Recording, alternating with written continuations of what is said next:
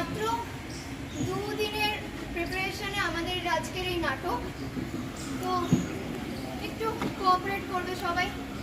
Thank you. আকাশ ভরা সূর্য তারা বিশ্ব ভরা তাহারি মাঝারে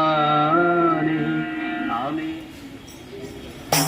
आओ नाटक देखो, आओ आओ नाटक देखो, आओ आओ नाटक देखो, आओ आओ नाटक देखो, आओ आओ नाटक देखो, आओ आओ नाटक देखो, आओ आओ नाटक देखो, आओ आओ দেখো নাটক।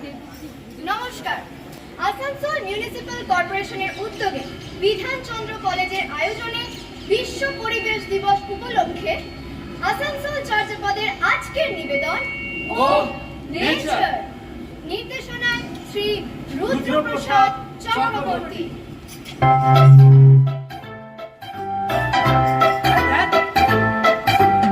টিভিটা কখন থেকে চালিয়ে রেখেছি, কিছুতে রিমোটটা কাজ করছে না, ইলেকট্রিকের বিল উঠছে। ওই ওই অভ্যেসে ঢুকছে আর কি। হ্যাঁ, মানে যা অবস্থা তা দেখছেন না, মানুষ কোটি কোটি টাকা খরচা করে মঙ্গল গ্রহে যাওয়ার পরিকল্পনা করছে বা চাঁদে যাওয়ার পরিকল্পনা করছে। যা যা অবস্থা এসছে দিনকালে, আমাদের তো মনে হয় না যে এরপরে গিয়ে ভবিষ্যতে ওখানে গিয়েই থাকতে হবে। হ্যাঁ, আর তাছাড়া এখন পৃথিবীতে অনেক কিছু বাকি আছে, মানে অনেক কিছু বাকি আছে, ঠিক আছে? মানে ধরুন এই যে আমরা এই রিমোটের যে ব্যাটারিটা, তাই না, এই রিমোটের ব্যাটারিটা যতক্ষণ না শেষ হচ্ছে, এর শেষ বিন্দু অবধি আমরা দেখে ছাড়ছি না, তাহলে এই পৃথিবীটাকে ছাড়ি কি করে বলুন তো? তেমনি এই পৃথিবীটাকে শেষ অবধি নিংড়ে ছিবড়ে শেষ করে ফেলতে হবে।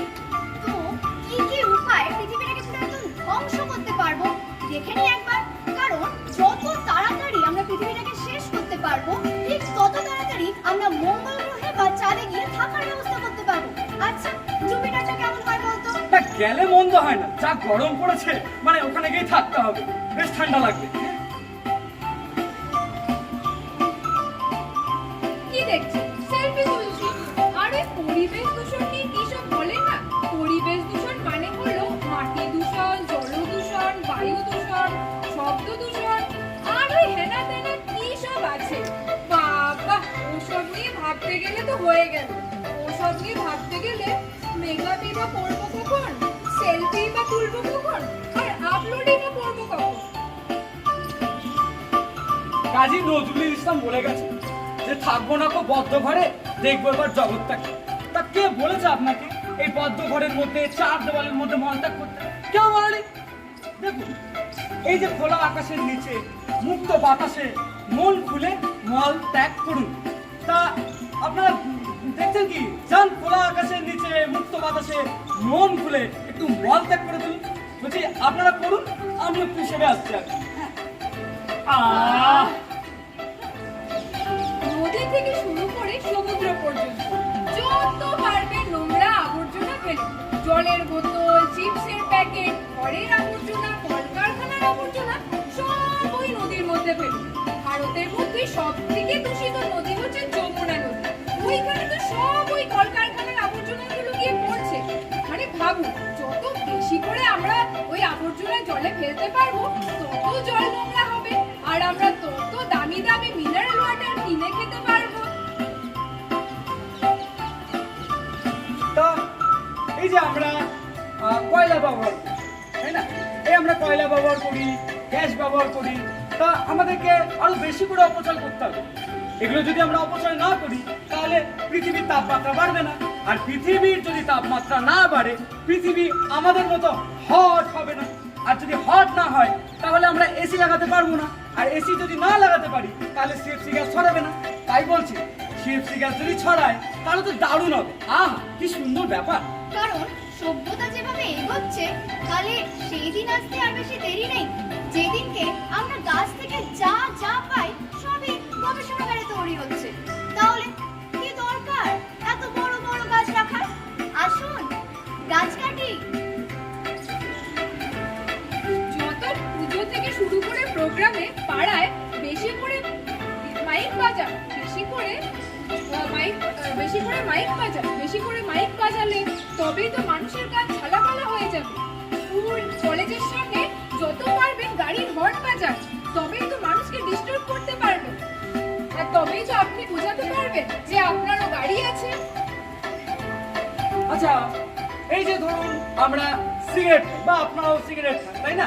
তাহলে এই সিগারেটের মধ্যে নিকোটিন আছে, আর এই নিকোটিনের ধোঁয়া আপনি নিজেও নিচ্ছেন আর বিনামূল্যে সবার মধ্যে দান করে দিচ্ছেন, তাই না? তাহলে আর দেরি করছেন কেন?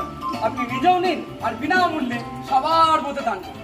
আচ্ছা, এই যে ধরুন আমরা এই পৃথিবীটাকেও ছাড়লাম না, আমরা নিজেদেরকেও ছাড়ছি না, তাহলে এক কাজ করি, এই যে পশু পাখি থেকে গাছপালা, গাছপালা থেকে জঙ্গল, যেখানে যা দেখবেন সেগুলোকেও ছাড়বে কেন?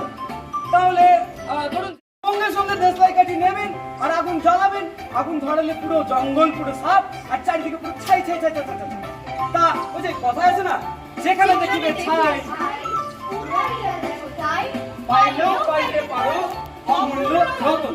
তা আমরা একটু অমূল্য রতনের খোঁজ করে নিই। দেখছেন তো, ঠিক এইভাবেই পুরে ছাই হয়ে যাচ্ছে আমাদের পৃথিবী। আজ আমরা জমালয়ের জীবন্ত মালিক। পরিবেশকে অবজ্ঞা, সে তো মৃত্যুরই পরোয়া না। কবে বুঝবো আমরা মৃত্যুর পরে আসলে আমরা কি অবক্ষয়ের পথে? সংকটে সভ্যতা, বিপন্ন বর্তমান ও ভবিষ্যৎ, ভালো নেই প্রকৃতি, ঘরে বাইরে বাজছে বিপদ ঘন্টি। অবহেলায় বলি হচ্ছে প্রকৃতি, তাই আমাদের গাইতেই হবে উলট পুরাণ। বুঝতে হবে কতটা বিপজ্জনক অবস্থায় দাঁড়িয়ে আমাদের এই পৃথিবী। তা না হলে কেমন আছেন? কেমন আছেন? কেমন আছেন? এই প্রশ্নের উত্তরে আর বেশি দিন বলতে হবে না, আমি ভালো আছি। আমি আমি ভালো আছি। এক অশনি শব্দ, আসলে সবই তো সংবেদনশীলতার অভাব। আসলে এ সবই আমাদের দম্ভ আর ঔদ্ধত্যের ফলশ্রুতি। চরিত্র বদলাচ্ছে প্রকৃতি, এখন উপায়? দরকার বর্তমান ভাবনা ও ভবিষ্যৎ পরিকল্পনা। তাই আমাদের আবার শূন্য থেকে শুরু করতে হবে। এই ছিল আমাদের পুরো পৃথিবীর পরিবেশ কথা। যাহারা তোমার বিষায়েছে বায়ু, নিভাইছে তব আলো, তুমি কি তাদের ক্ষমা করিয়াছ? তুমি কি বেসেছো ভালো? দেখলেন তো, সব শেষে একটাই কথা বলবো, এরকম চলতে থাকলে কি হবে দেখবেন।